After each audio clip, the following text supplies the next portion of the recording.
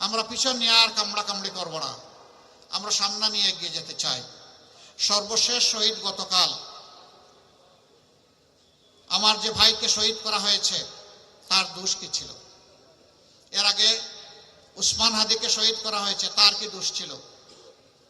আমরা এই সমস্ত শহীদদেরকে, আমরা আবু সাঈদের সহযোদ্ধাদেরকে আমরা কথা দিচ্ছি, ইনশাআল্লাহ এই বাংলার মাটিতে তোমাদের হত্যাকারীদের বিচার হবে। আমরা ন্যায্যতার ভিত্তিতেই বিচার করব, কোনো অন্যায় বিচার কারো উপর চাপিয়ে দেওয়া হবে না। যার যেটা পাওনা সেটাই তাকে দেওয়া হবে। অতীতে যেমন অবিচার করা হয়েছে, আমরা সেই অবিচার আর দেখতে চাই না, আমরা ন্যায় বিচারটা দেখতে চাই। আসুন সেই প্রত্যাশার বাংলাদেশ গঠনে আমরা এগিয়ে যাই। 300টি আসনে 11টি দল নিজস্ব মার্কা নিয়ে যে জায়গায় যাকে দেওয়া হয়েছে তারা প্রতিদ্বন্দ্বিতা করছেন।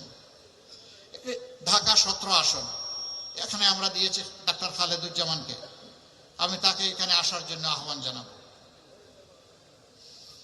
এখানে 11 দলের থেকে তার হাতে ইনসাফের প্রতীক এই দাড়িপাল্লা তুলে দিলাম। ধরো, শক্ত করে, উঁচু করে ধরো, তোমাকে ধরতে হবে, তুমি ছাড়লে হবে না। আল্লাহ তাকে এই পাল্লার ন্যায্যতার ভিত্তিতে, এই এলাকার দায়িত্ব ইনসাফের ভিত্তিতে পালন করার তৌফিক দিন। ইনশাআল্লাহ 12 তারিখ বিজয় ছিনিয়ে এনে আপনারা আপনাদের হিসাব বুঝে তারপরে ঘরে ফিরবেন।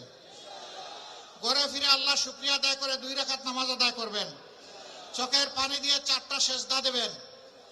আল্লাহ যাদেরকে তার ভালোবাসার জন্য বিজয়ী করবেন একান্ত মেহেরবানিতে, তারা যেন তাদের উপর অর্পিত দায়িত্ব পালন করতে পারে, তাদের জন্য দোয়া করবেন। মার্কা আছে?